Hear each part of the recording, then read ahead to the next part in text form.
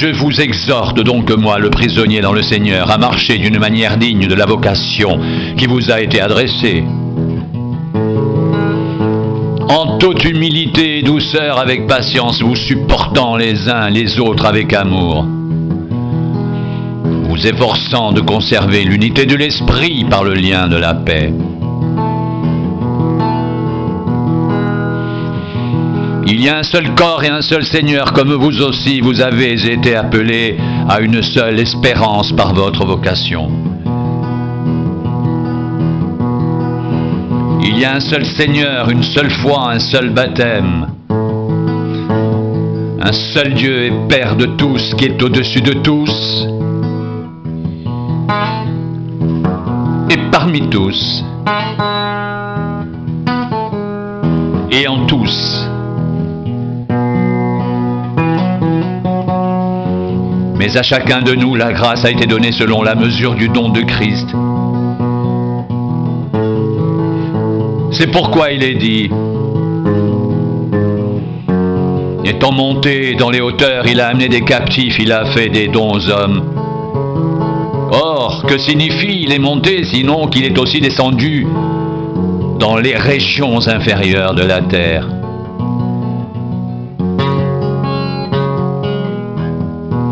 Celui qui est descendu, c'est le même qui est monté au-dessus de tous les cieux, afin de remplir toutes choses.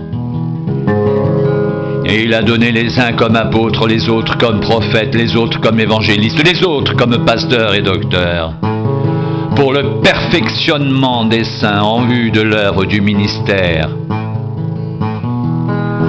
et de l'édification du corps de Christ.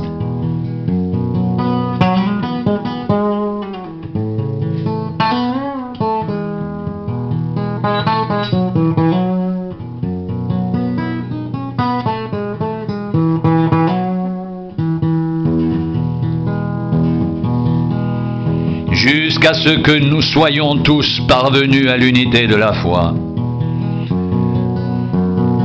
et de la connaissance du Fils de Dieu, à l'état d'homme fait à la mesure de la stature parfaite de Christ. Ainsi, nous ne serons plus des enfants flottants et emportés à tout vent de doctrine par la tromperie des hommes, par leur ruse dans les moyens de séduction.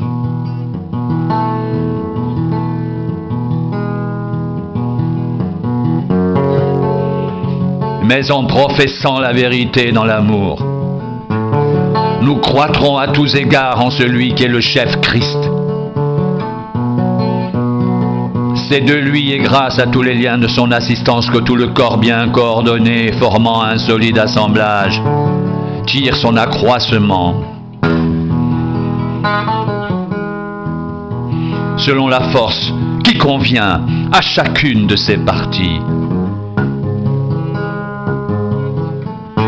et s'édifie lui-même dans l'amour.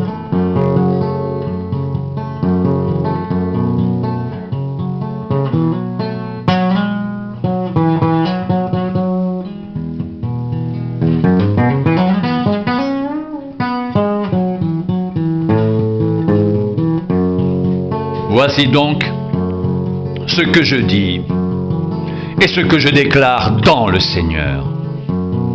Vous ne devez plus marcher comme les païens qui marchent selon la vanité de leurs pensées. Ils ont l'intelligence obscurcie. Ils sont étrangers à la vie de Dieu à cause de l'ignorance qui est en eux, à cause de l'endurcissement de leur cœur. Ayant perdu tout sentiment, ils se sont livrés au dérèglement pour commettre toute espèce d'impureté jointe à la cupidité.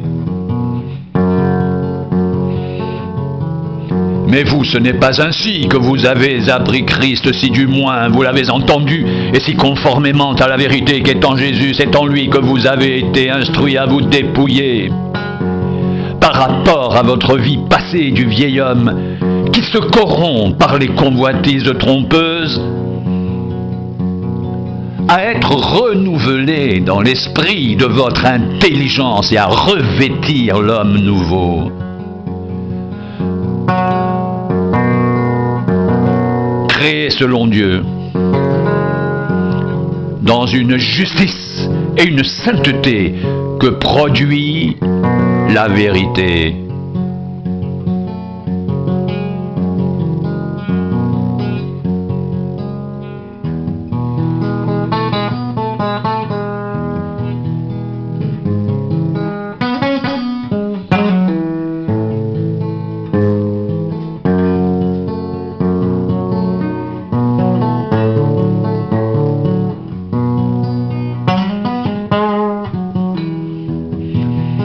Devenez donc les imitateurs de Dieu comme des enfants bien-aimés.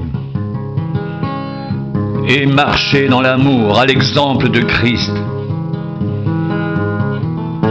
qui nous a aimés, qui s'est livré lui-même à Dieu pour nous comme une offrande et un sacrifice de bonne odeur. Que la débauche, ni aucune impureté, ni la cupidité ne soient pas même nommées parmi vous, ainsi qu'il convient à des saints.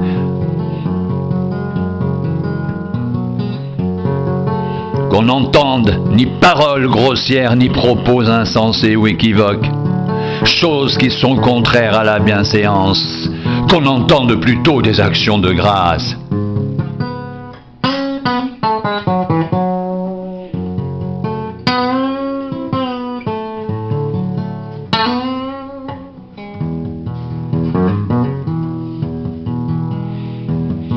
Car sachez-le bien, aucun débauché ou impur ou cupide, c'est-à-dire idolâtre, n'a d'héritage dans le royaume de Christ et de Dieu. Que personne ne vous séduise par de vains discours, car c'est à cause de ces choses que la colère de Dieu vient sur les fils de la rébellion. N'ayez donc aucune part avec eux. Autrefois vous étiez ténèbres, et maintenant vous êtes lumière dans le Seigneur, marchez comme des enfants de lumière. Car le fruit de la lumière consiste en toutes sortes de bonté, de justice et de vérité. Examinez ce qui est agréable au Seigneur, et ne prenez point part aux œuvres infructueuses des ténèbres, mais plutôt condamnez-les. Car il est honteux de dire ce qu'ils font en secret.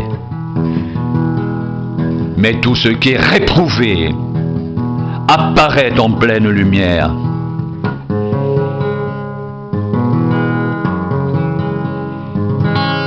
Car tout ce qui est ainsi manifesté est lumière. C'est pour cela qu'il est dit: réveille-toi, toi qui dors, relève-toi d'entre les morts et Christ t'éclairera. Prenez donc garde, afin de vous conduire avec circonspection, non comme des insensés, mais comme des sages. Rachetez le temps, car les jours sont mauvais. C'est pourquoi ne soyez pas inconsidérés, mais comprenez quelle est la volonté du Seigneur. Ne vous enivrez pas de vin, c'est de la débauche. Soyez au contraire remplis de l'esprit, entretenez-vous par des psaumes, par des hymnes et par des cantiques spirituels, chantant et célébrant de tout votre cœur les louanges du Seigneur. Rendez continuellement grâce à Dieu le Père pour toutes choses,